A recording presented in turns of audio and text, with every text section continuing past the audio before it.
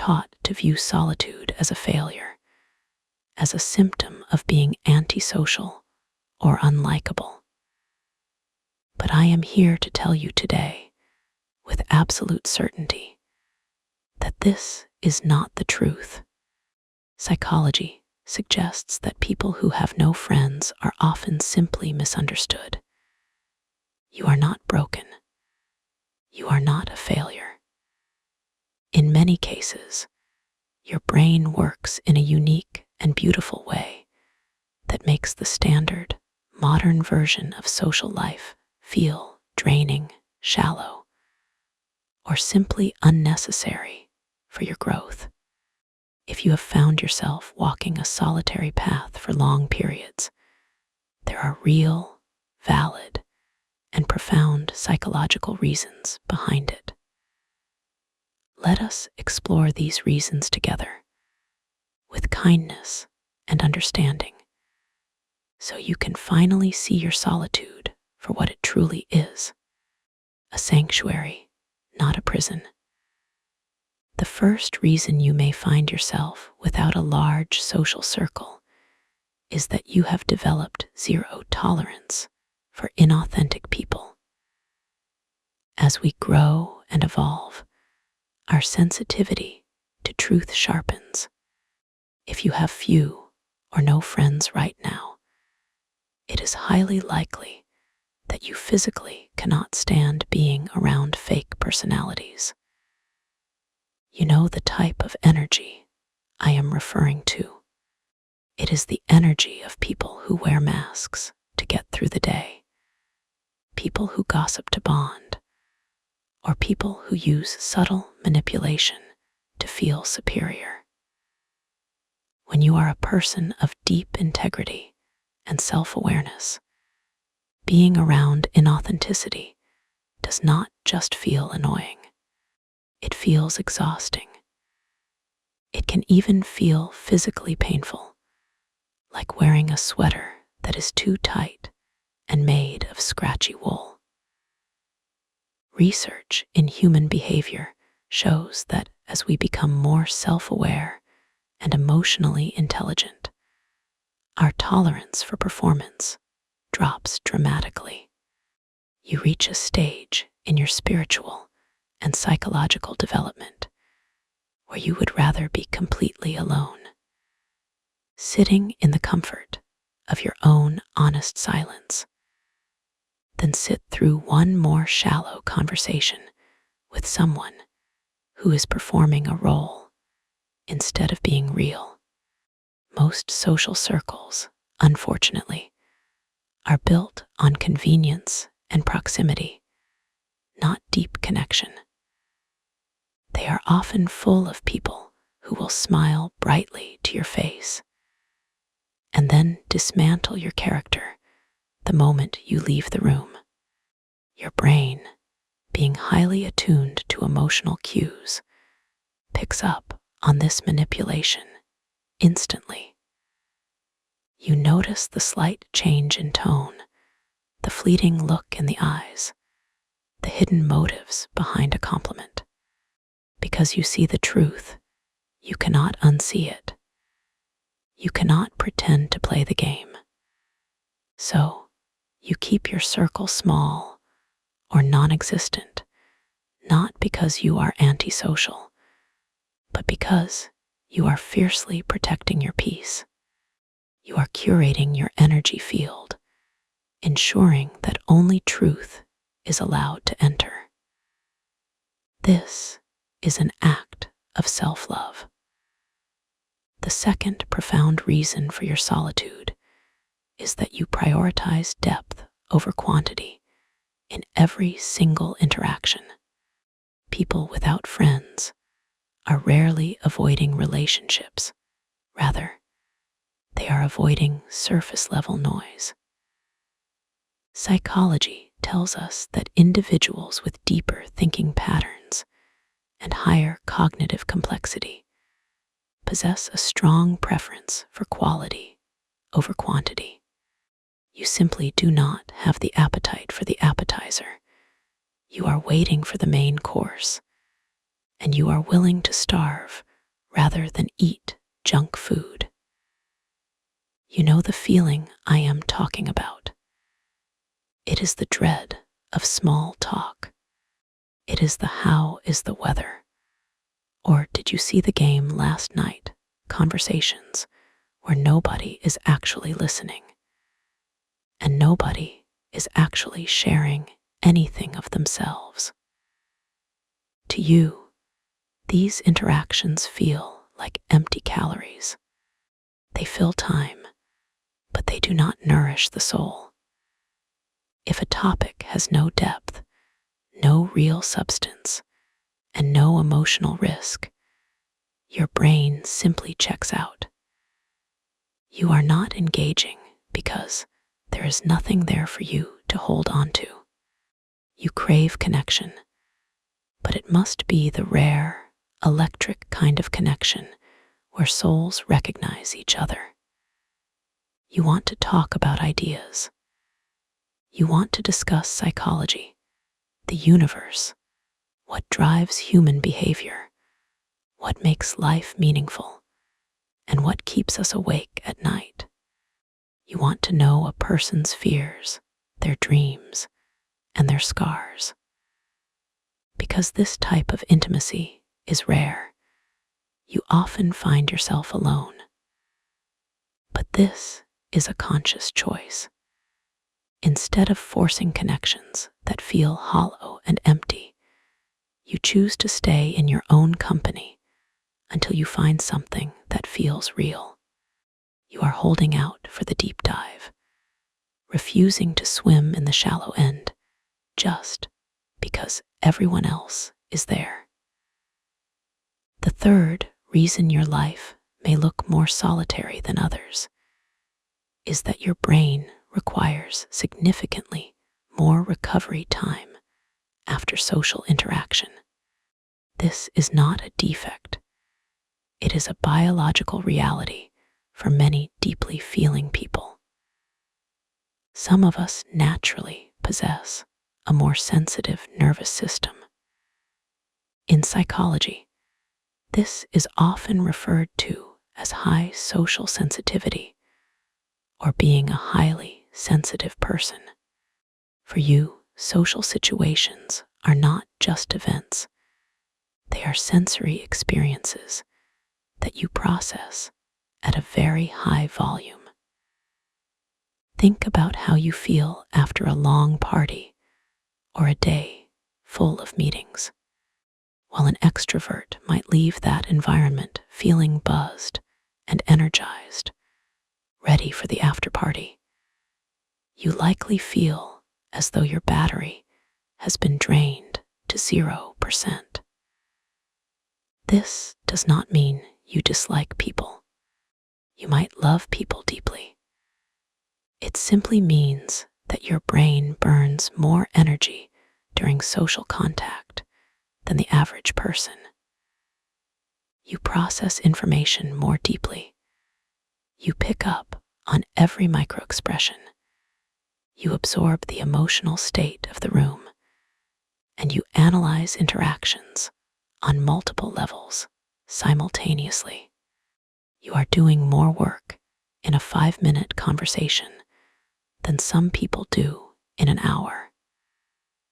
Because of this intense processing, you naturally conserve your social energy. You treat it like the limited, precious resource that it is. After socializing, you need what I like to call radical solitude to recover. You need the silence of your bedroom, the company of a book, or the peace of a long walk to bring your nervous system back to baseline. If you do not have friends right now, it might just be that your system is currently in a long season of recovery, or that you have realized the cost of socializing is often higher than the reward. You are honoring your biology, and that is a beautiful thing. The fourth reason is one of immense strength. You are extremely independent, and do not require external validation to feel whole. This is a powerful place to be, though it can be misunderstood by the outside world. Many people with no friends do not rely on a squad to tell them they are worthy. Research refers to this trait as low social dependency. You have cultivated the ability to entertain yourself, to solve your own problems, and to find comfort and safety within the architecture of your own mind. Look around at how many people cannot be alone for even 5 minutes. They need constant noise, constant reassurance, and a constant audience to validate their existence. They need a circle to tell them their outfit looks good, their ideas are valid, or their life is on the right track. You, however, have learned to create your own world. You do not look to others to be your mirror. You know who you are. You do not rely on others for entertainment or motivation. You are your own best company. This self-sufficiency can make you seem distant or intimidating to others, but in reality, it is a sign of inner fortitude. Because you do not need people to survive emotionally, your standards for friendship become extremely high. You do not let just anyone into your personal space because you do not need them to fill a void. You are already full. While most people collect acquaintances like trading cards to feel popular, you are selective about who gets a key to your life. You treat your presence as a privilege, not a public commodity. The fifth reason, and perhaps the most tender one, is that your past experiences have taught you to think twice before trusting.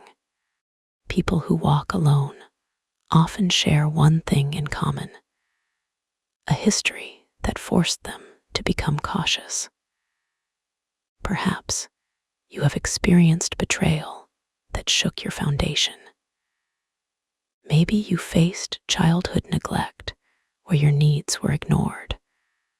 Or maybe you spent years surrounded by people who did not have your best interests at heart.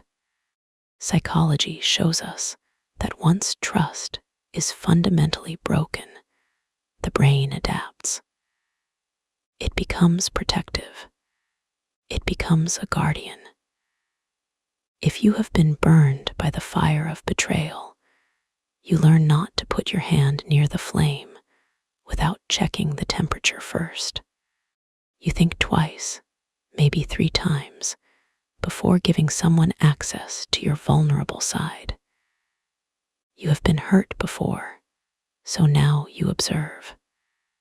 You watch how people treat waitstaff. You watch how they speak about their other friends. You test people before you invest in them. This creates what psychologists call a high trust threshold. It is a higher bar that people must clear before you let them in. To the outside world, this might look like you are building walls, but you know the truth. You are not building walls to keep love out. You are building gates to keep danger out. You are protecting the tender, loving heart that resides within you. You are waiting for people who have earned the right to see your true self. So, here is what all of this truly means for you, my dear friend. If you look around your life today and see few or no friends, I want you to stop judging yourself. I want you to stop comparing your Saturday nights to the highlight reels you see on social media.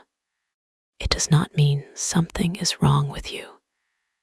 It does not mean you are unlovable. It means your mind works differently. It means you are operating with more awareness, more sensitivity, and more depth than the average person. It means you have high standards for where you invest your energy. You have a richer inner world, a sharper intuition, and a deeper self-awareness. You are not empty, you are concentrated. You are not lonely, you are selective. Sometimes, the people with the strongest minds and the kindest hearts must walk alone for a while. This solitude is not a punishment. It is a cocoon. It is a space where you are growing into the person you are meant to be. It is a space where you are learning to be your own best friend, your own hero, and your own source of love. And I promise you, when you are truly ready, and when the right people appear, people who can meet you at your level of depth and authenticity, you will recognize them, and they will recognize you. Until then, embrace the silence. Love your own company. You are enough, just as you are. Now, I want to ask you a question. Do you feel like you are walking this path of solitude right now? Does this resonate with your soul? I want you to know that this community, the Happy Aura family, is here for you. We are a tribe of deep thinkers and sensitive souls. If you want more psychology videos that explain your personality in ways that school never taught you, and if you want to feel understood on a deeper level, please hit that subscribe button right now. Join us, because the next video might reveal something about yourself that you have never realized, something that could change everything. Let us dig a little deeper into this concept of the trust threshold, because it is so vital to understand. When we speak of trust, we often think of it as a binary switch. It is either on or it is off. But for you, the person who has walked through the fire of betrayal, trust is more like a delicate flower that needs very specific conditions to bloom. You are not cynical, you are experienced. There is a wisdom in your hesitation. Think about the times in your life when you ignored your intuition. Think about the times you let someone in too quickly because you wanted to be liked, or because you felt the pressure to be social. How did that end? Likely, it ended in pain. It ended with you feeling drained and misunderstood. Your solitude today is a direct result of that learning. You have learned that your energy is sacred. You have learned that access to your inner world is a gift, and not everyone deserves that gift. This is not about holding a grudge against the world. It is about holding a standard for yourself. It is about saying, I value myself too much to allow toxic energy into my sanctuary. That is not antisocial behavior. That is high-level self-care. It is a declaration of self-worth. And let us also revisit the idea of the inner world. When you spend time alone, you are not doing nothing. This is a huge misconception. When you are alone, you are building castles in your mind.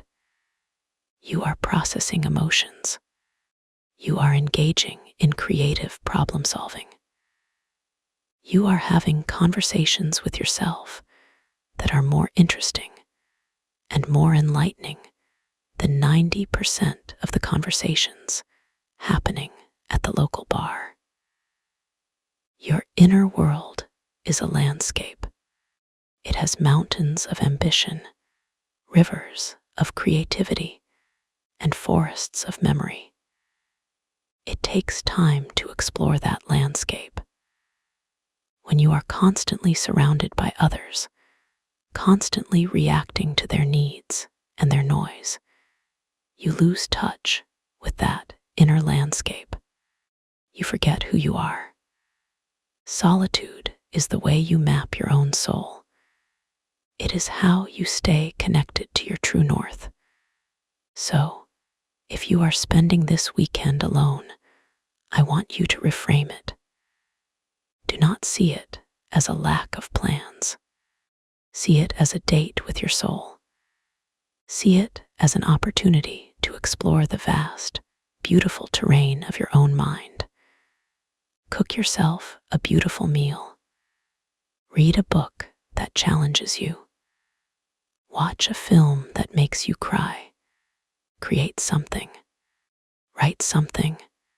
Be with yourself, fully and completely. The right people, the ones who belong in your life, will not be intimidated by your depth. They will be inspired by it. They will not be drained by your sensitivity. They will handle it with care. They will not ask you to shrink to fit into their box. They will expand their box to make room for your greatness. These people exist. They are out there, perhaps walking their own solitary paths right now, preparing to meet someone just like you. But you will never find them if you are busy pretending to be someone else in a crowd of fake friends. You will only find them if you are standing firmly in your own truth, unafraid to be alone, unafraid to be deep, and unafraid to be you. I want you to take a moment to really let that sink in. You are preparing yourself for the tribe that matches your vibe. And until they arrive, you have the most important person in the world by your side. You. Thank you for spending this time with me. I appreciate your depth. I appreciate your sensitivity. And I appreciate the courage it takes to walk alone in a world that is terrified of silence. You are doing great. Keep listening to your intuition. Keep honoring your needs. And remember, your aura is happy not because it is loud, but because it is real. I am sending you so much love and light. Until next time, take care of your beautiful self. Goodbye for now.